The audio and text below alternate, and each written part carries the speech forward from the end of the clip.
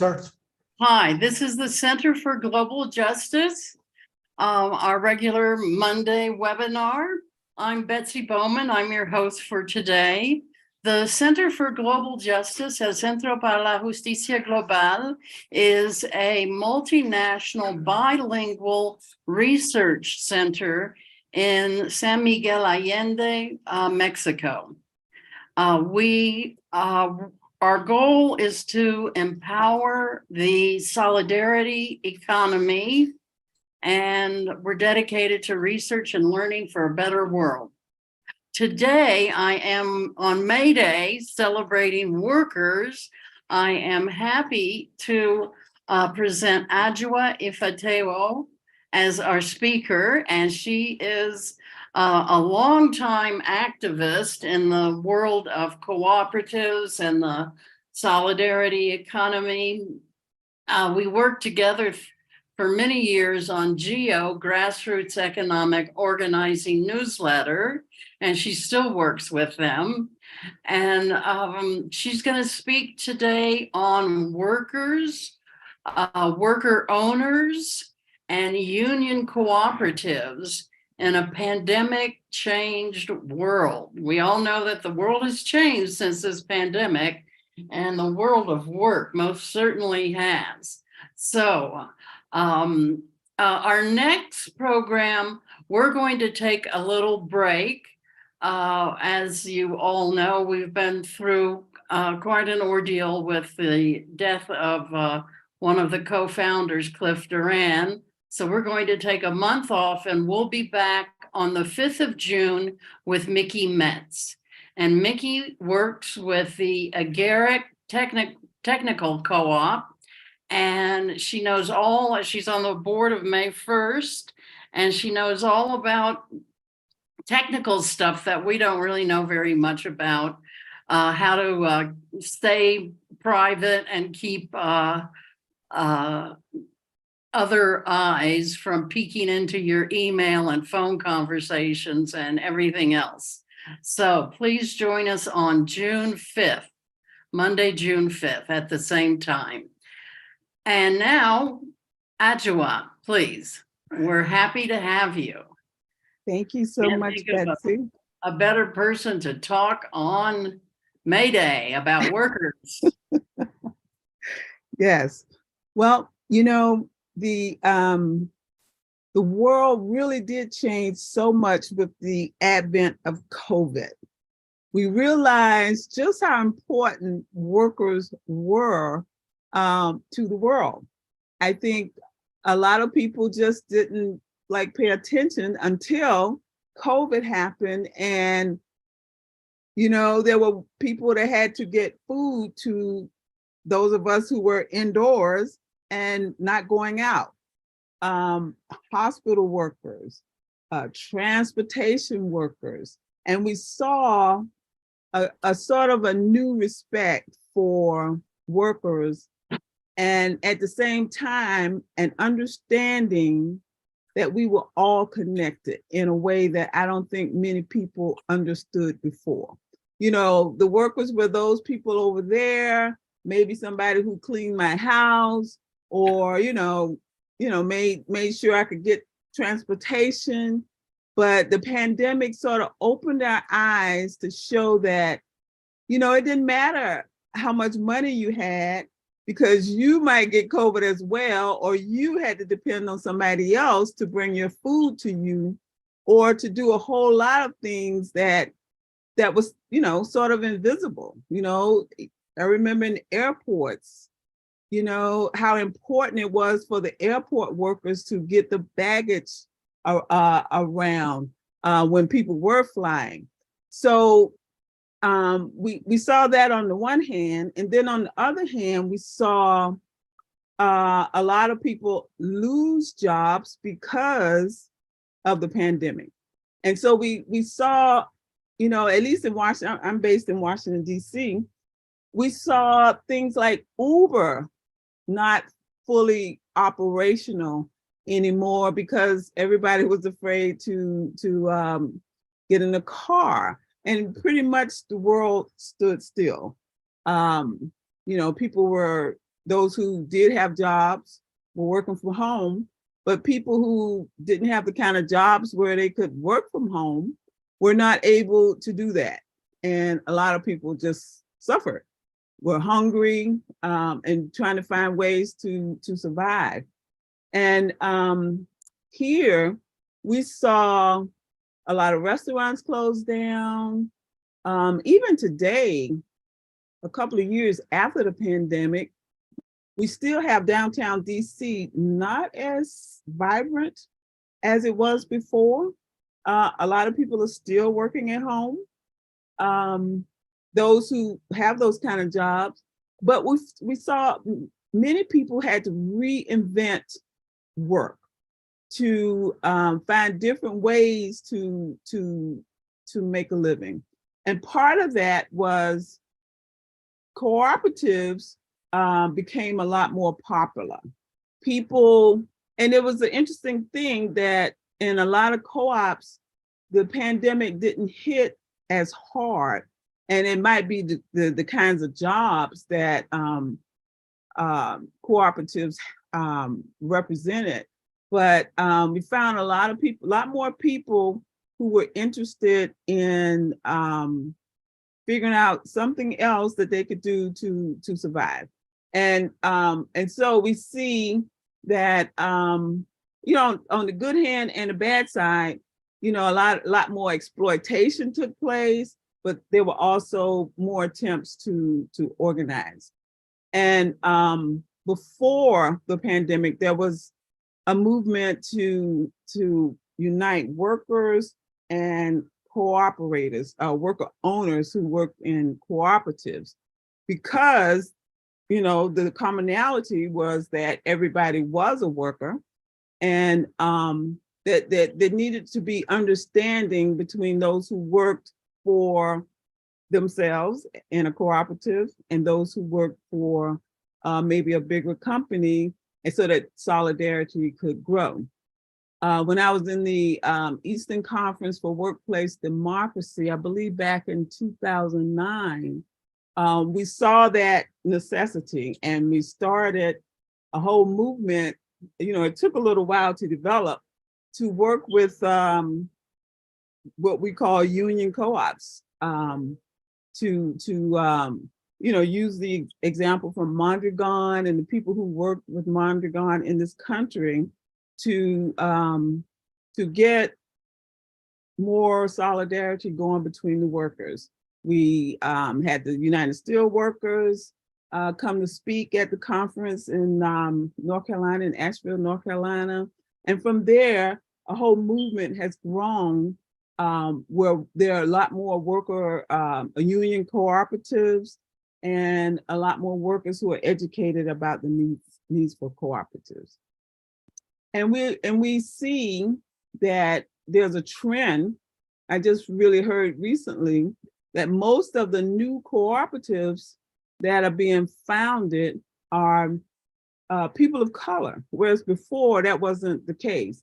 I remember, like, right before the pandemic, there were a lot of Latino cooperatives that were developing because that was a real difficult situation where people could not get jobs. So cooperatives was the solution.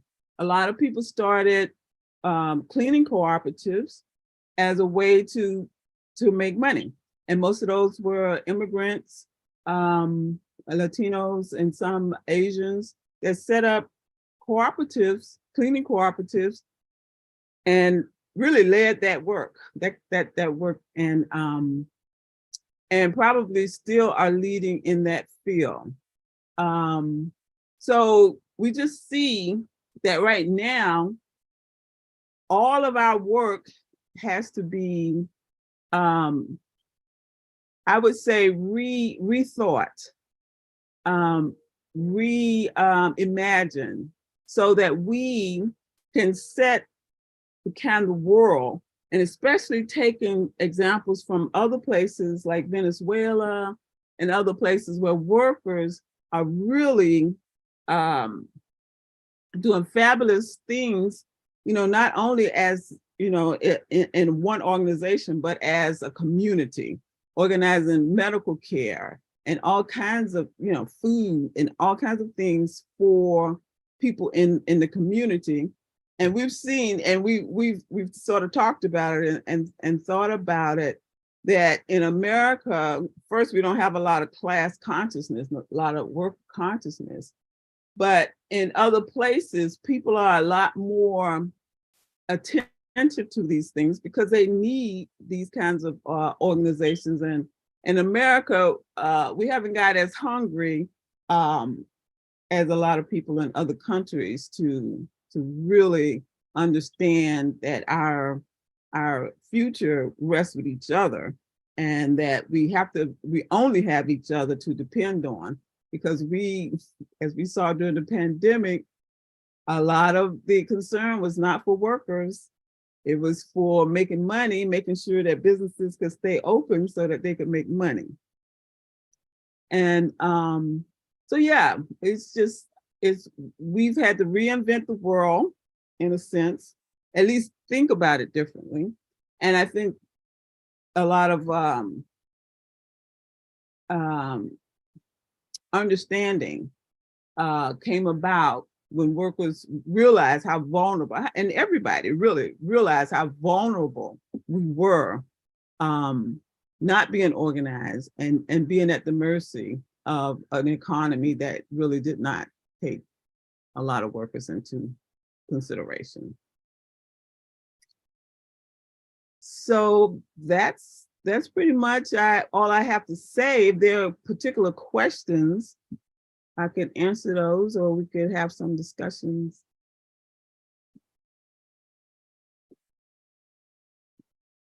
I'm very glad that you mentioned that there is not a lot of class consciousness in the United States, because that's very true. And it's always astonished me that everybody thinks they're middle class. Yeah. Even if they're, barely making ends meet, they think that they're middle class. Or if they're doing extremely well, they still think they're middle class. It's really amazing. But I think it's very important that during the pandemic, we realize that the essential workers are teachers, which is to say mostly women, nurses, which is of course to say again mostly women, mothers who are at home with their kids trying to do their job, trying to help the kids with their homework, et cetera, et cetera. I think it really emphasized how much of the work that is done is actually done by women. And women should get a lot more credit than we're given. Absolutely. And after the pandemic, we've seen so many high-tech workers laid off because we don't have to order everything online anymore. We don't have to live online anymore. And I wonder how that is going to play out with so many of those workers, being unemployed. When Google and Facebook lay off tens of thousands of workers, but Yeah, how do you think we can make this new awareness of the essential workers? Then, of course, you think of the poor delivery guys on their little motorcycles in the cold and the rain and everything else. They're essential workers too. But is there any awareness that the CEOs are actually not essential workers? I don't think so. Not at all. That is funny, because I was just thinking how, like, during the pandemic, everybody sort of understood that the special delivery people were essential workers, and the teachers and the nurses and stuff. But as soon as things got a little better, Amazon, Google, all these big companies started to lay off workers. And it was like they made their billions during the pandemic, and basically they don't need them anymore. And even with this writer's strike that's going on, that's possible. I don't know if they actually started yet, but they were threatening to strike in Hollywood.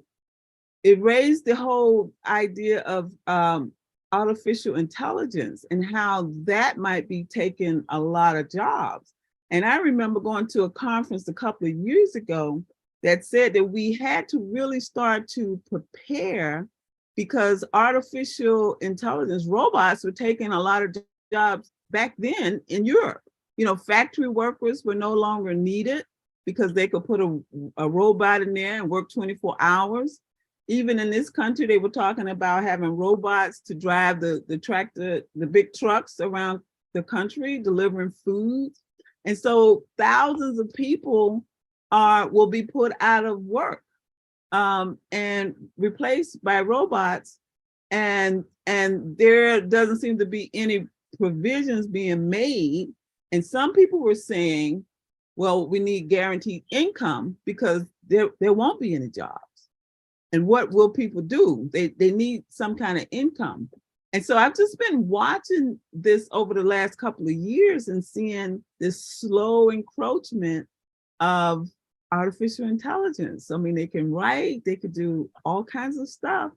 And, you know, it's starting with the actors, the writers for TV. They're like contract workers now. And I'm not sure how much that artificial intelligence is working in that situation, but we'll probably see a lot more of that. Well, having robots do menial jobs is great if everyone has a universal basic income. And the people who support the idea of a UBI, a universal basic income, of course, have been stressing that for years but it makes all the more obvious that workers are really expendable. They're like, you know, throwaways. They're not needed. And how can we have a society where half the people are treated like a paper cup that you just throw away? Mm-hmm. You know, you can't have a society that's based on, you know, you're nothing if you're not working, and you're not working because robots and artificial intelligence have taken over so many of the jobs. Mm-hmm. I mean, we should be happy that the boring jobs can be done by robots, but people have to have a means of fulfilling their own needs, which unfortunately is still only possible by having money. Right. And there's no talk about what's going to happen to all these people that robots replace. That's right. And mechanization has been replacing people's jobs in the droves for decades now. Mm-hmm. Yeah. I think a lot of, oh, go ahead. The paradox I'm hearing here has been drawn out repeatedly, which is that capitalism is bringing itself down by so cheapening labor by robots and other artificial intelligence and various kinds of ways to lay off. And productivity is rising, meaning that you can get much more done with computerized production. But that devalues living labor from which profit derives. And you can't make a profit unless you have real living workers putting in real living work time. And if you devalue that work, your profit rate is going to fall. But that's why folks like William Robinson and others are pointing to the final crisis of capitalism, where you don't living labor as much. Now, a way to handle that that's humane is to lower the workday from to 35. I'm in France. That's being discussed here. But it's not the devaluing of labor power, which is a source of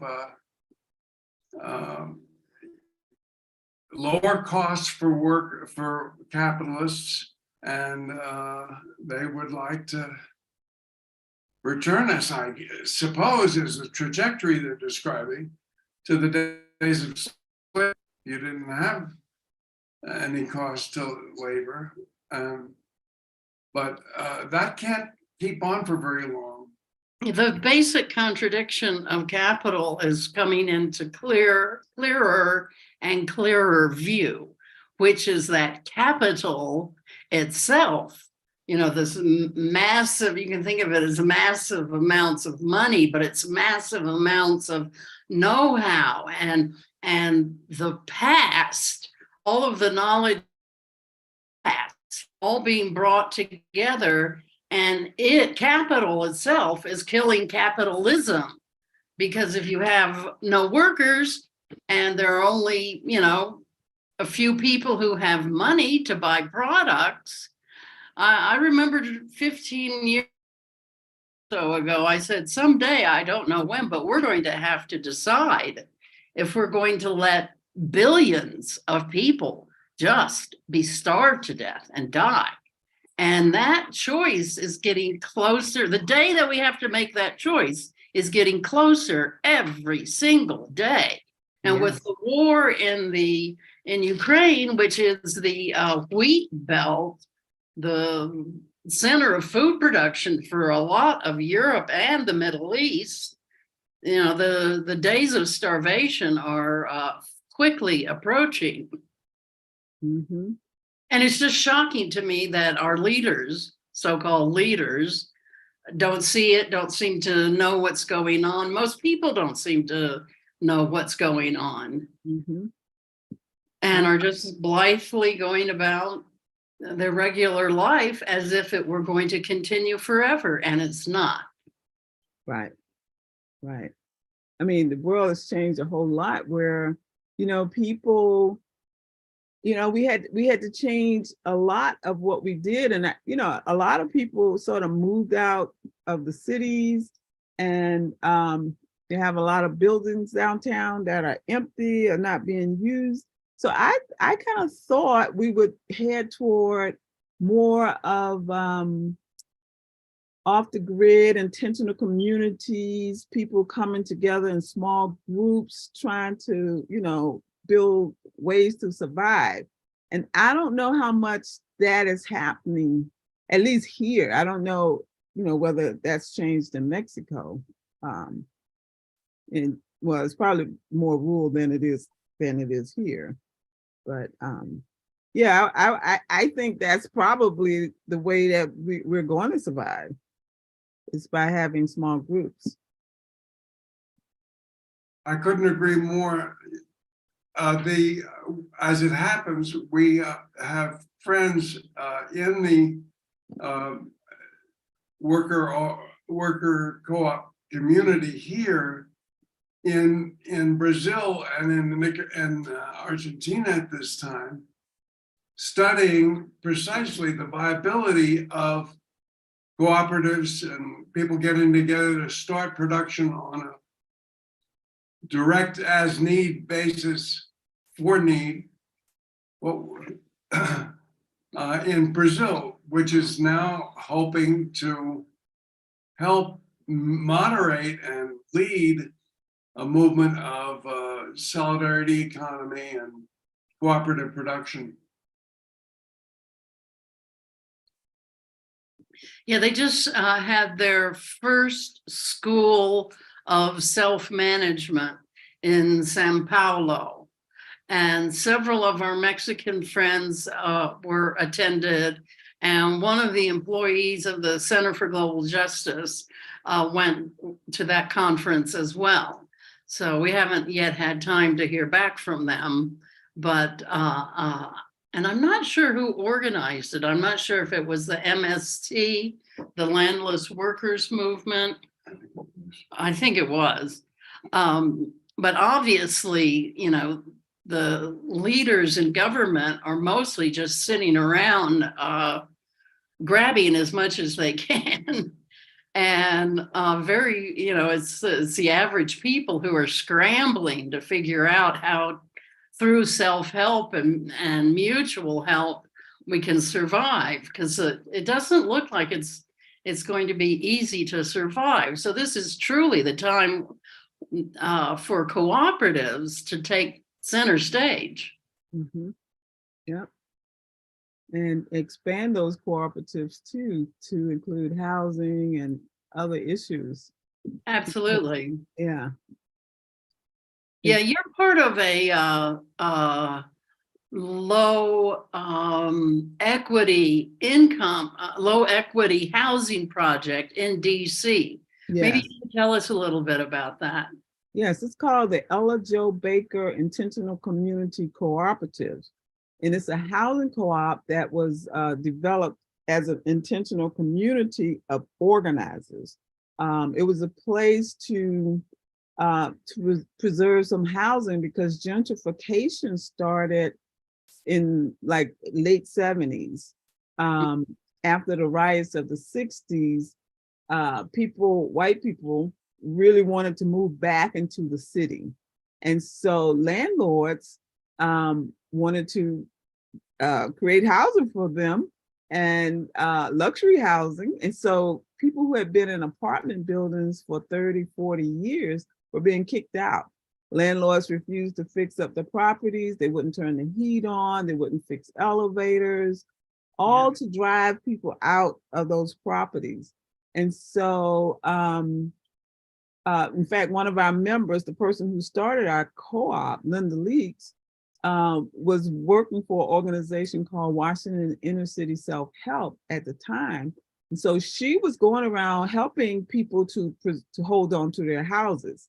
They had DC government to pass laws that say that the tenants had the first right of refusal, that they would be given the first right to buy the property. And DC government also helped with money to buy those properties to save some housing. So, you know, Linda saw that this property, the housing was disappearing. And so she had already set up like 16 cooperatives in DC, limited equity co-ops in DC. And this last one, she wasn't even employed at the time, was to preserve housing for organizers, because it was getting to the point where even the organizers couldn't afford to stay in the city, because once they took a building, the prices were, you know, just prohibitive. You couldn't afford to stay there. And so it was like, hey, we need a place where organizers can stay so that they can keep fighting to preserve the housing. So that's how our co-op got started. You had to be an activist in some way to be a member. And it was named for Ajowa Baker, who was a big proponent of participatory round up organizing, where people, everyday people, had the, you know, the knowledge, the experience to run our own lives. And so we named it for her. We adopted the Kwanzaa principles. We adopted the International Cooperative Alliance principles. And we, you know, developed some stuff of our own, you know, like, you know, ways that we would have meetings was to, you know, understand that we would disagree with each other, but we didn't have to be disagreeable. And so we're celebrating our 20th anniversary this year. It was, you know, we started with 6 houses, and they were abandoned buildings. And we got those buildings, got a nonprofit developer to fix them up for us, and we were able to buy them for $1 each. We got some a loan from a group called CECO, a nonprofit foundation. They gave us $1 million to help us with the rehab. 1 minute.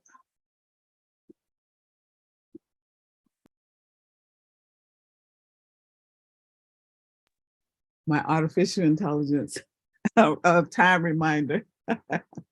But we had to, get money to do all the rehab. We did some fundraising ourselves to put washers and dryers in the units and to put bars on the windows, because the neighborhood was, a lot of drug activity in the neighborhood at the time.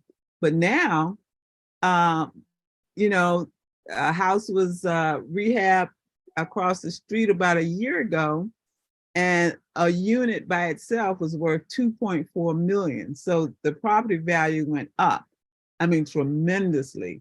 If we wouldn't be able to afford to live in this neighborhood now had we not developed the co-op.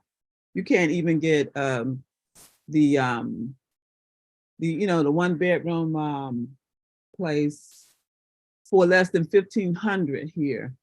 A studio apartment. You can't even get a studio for less than 1,500. Actually, that was a couple of years ago. It's probably more than that now. But housing is just really, 1 bedroom is, $2,500 to $3,000, $2,500 to $3,000 a month. So it's really prohibitive for most people to live here. And in fact, thousands of people have had to move out to Maryland. And those workers, now they have a longer way to commute. They probably aren't making as much money as they were before. And, they still got to pay housing. It's going to be cheaper than it is in DC, but they still have transportation and other issues to deal with. So it's going to be a real sort of interesting place to see how things work out even here, because the mayor of DC is now proposing that some of those laws that tenant organizers put into place now be set aside. One of which was that TOPA, the first right of refusal, the fact that there were, places where they could not raise the rents, and every development that happened had to have some low income housing available. But now the mayor is proposing taking all of that away. So it's going to make it even harder for people to have a place to stay. I don't know. You talk about billions starving, they're going to be starving as well as being in the street. Right. Unfortunately, that is what we're looking at. We're also looking at arms budgets that are going higher every year. Money that is needed by the people of the United States in order to live is being used to arm It's being wars used abroad. to kill people in other countries. Right. Mm-hmm. Yeah, it's just dumbfounding how backwards everything is. Right. And but people are becoming aware of this, and thank goodness the young people are out there organizing for the climate and to do something sensible about the climate catastrophe that we're facing. And to me, it's very shocking that there's so many climate catastrophes in the United States itself. Yes. And people are, they're still buying stock in Chevron, for heaven's sakes. And denying that this is really about the climate, That there's a problem. Yeah. What are they telling themselves? I mean, it's so clear, so many odd happenings. I mean, in my hometown in South Florida, streets were so flooded a couple of weeks ago. They said people were actually swimming in the street. It was so much water in the street. Wow. And that's never happened in my lifetime. Never heard my grandmother talk about stuff like that. And I always heard the stories about the hurricanes, but not any flooding like that. So we have all this evidence around us, but we still have our heads stuck in the sand. But there are lots of examples of places where people are working together to build a livable future, and they're doing it around the world. And there are, just thousands of examples. We recently had a trip to the state of Puebla in Mexico, to a whole network of cooperatives where the people are surviving because they've organized. But this is something that's been going on for 30 years. Mhm.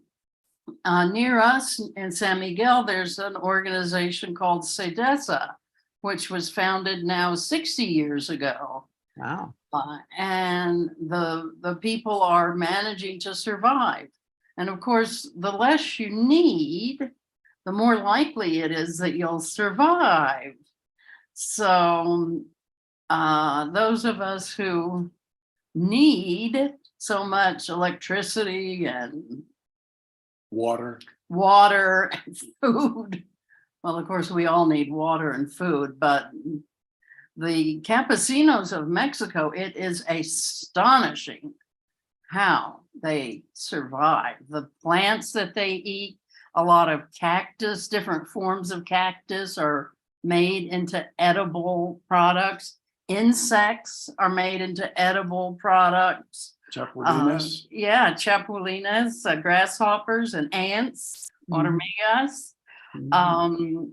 And that in one sense is the solution to the world hunger problem. But I don't see very many USians eating grasshoppers and ants.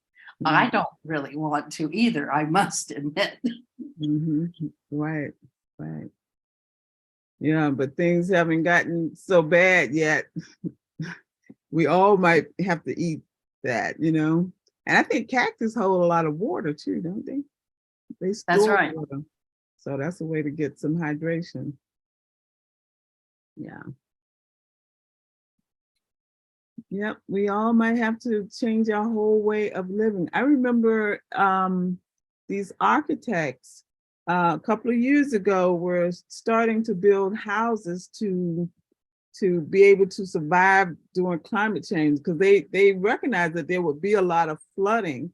So they made houses, a lot of them were tiny houses that were partially submerged, that would, be okay being in the water and have access to it. And I thought that was pretty amazing. This was probably 5 years ago when this architect was doing that. So I think there are some people who are going to be prepared to at least offer housing for people who can afford it, that will be able to, you people will be able to live on, in a flooded area, or live in a river, or whatever, near the water somehow. And so I guess we all need to be figuring those kinds of things out too. The workers may not have jobs, but we may be able to live. Well, there's certainly a lot of need out there. There's plenty of work to be done to satisfy those needs. But we are in a system that doesn't recognize need unless it's accompanied by money. And if you don't have money, effective demand, it's called, you can't get your needs met. I think we're getting close to the limits of that system. And certainly there is a good deal of discussion of worker ownership of the means of production. And that can be started at the place of production right now by turning production over to workers, helping them to learn how to run enterprises, taking the profit making out of production, which requires a class division. So you're talking about a society that is everyone from each according to his ability, to each according to his need, a very different world than we live in now. But it's becoming much more urgent to think of that world and much more pressing on a massive scale globally. And there are groups or organizations pondering that question and asking us to think about how we would meet our own needs if we were left to ourselves to organize production and distribute equitably. Now, I'm sure there are plenty of folks listening who have something to say about that.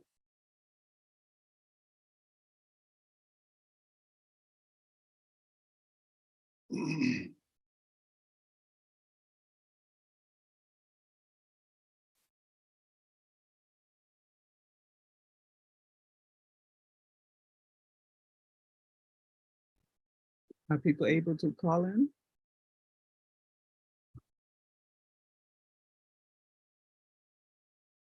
Calling in from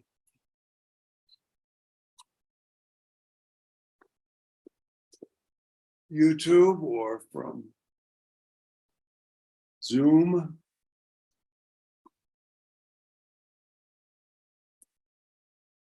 We have no want of markets,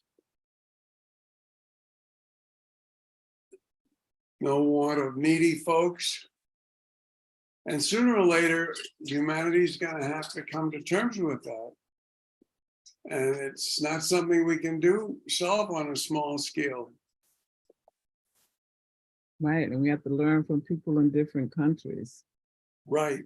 And I don't think the leadership of that thought is necessarily going to come from the supreme leader of capitalism. That's for sure. Right. The imagination is bubbling up from places like Brazil, for example. Mm-hmm. Oh, absolutely. From Brazil, from Mexico, from lots of different places around the world. Yeah. But they have a longer history of cooperation. Right. So the image of Teddy Roosevelt on a horse, while the colored men by his side, a black man from Africa on one side and an indigenous North American Indian on the other side, each supposedly inspired by the example of Teddy Roosevelt. That statue that was for so many decades out in front of the Museum of Natural History at 81st and has been removed and taken to the state of North Dakota. I don't know what they're going to do with it out there. it's someplace in North Dakota. But it's worth recognizing that that has happened, that white man leading the black man and the red man to liberation. That fantasy's over. The liberation these days is going to come from the South. And from women. And from women. And for women. Yeah.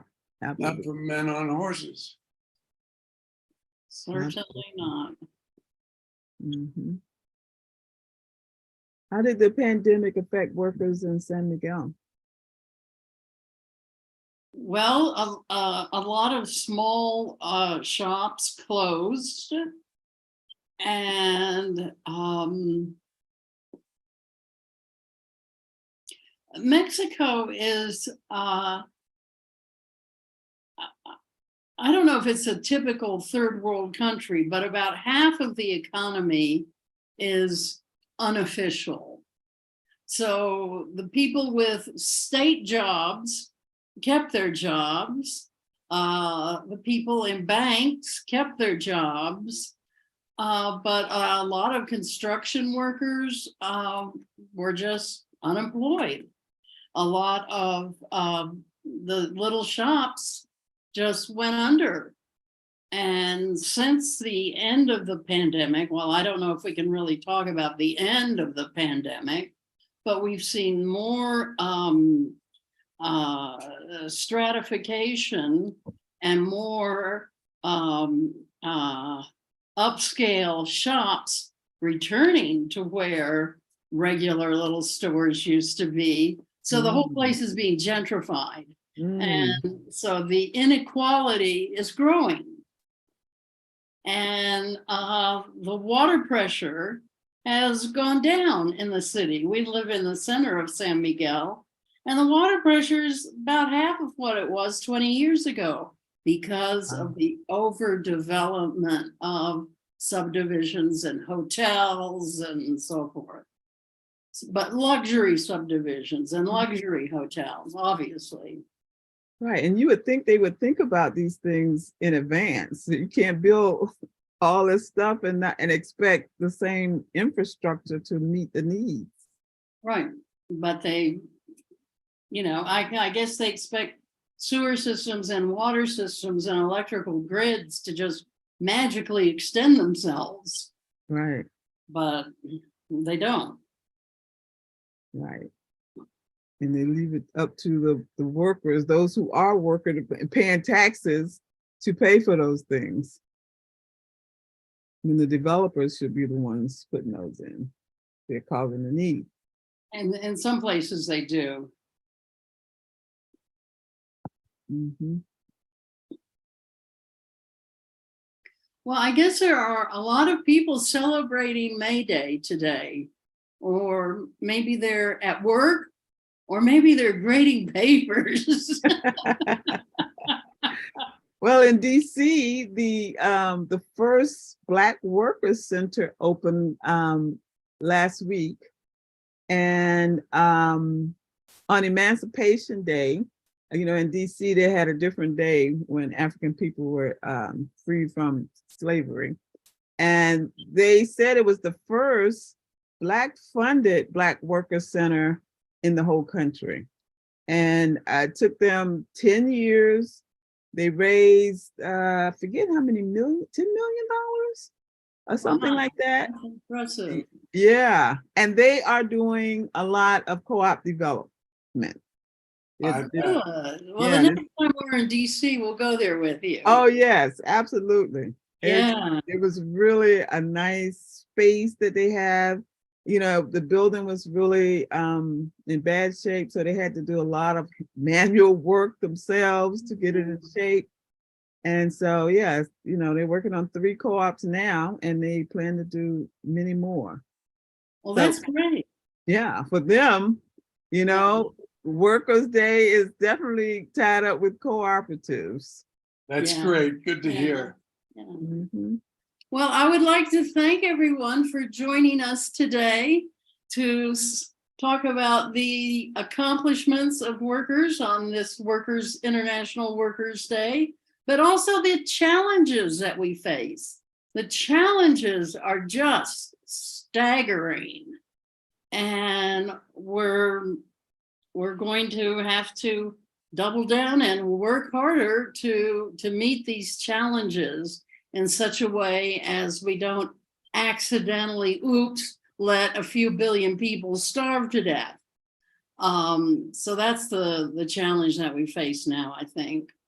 But I want to thank everyone for coming today, and we will get back together on the 5th of June. We're going to take a little break. Everybody at the Center for Global Justice is taking a little break. And we're planning trips to Chiapas, trips to the Sierra Gorda, trips to the network of cooperatives in the state of Puebla. So we have a lot of things that we're working on, and we're working on bringing students back for summers to do a summer internship at the center now that the pandemic is over, or hopefully it's over.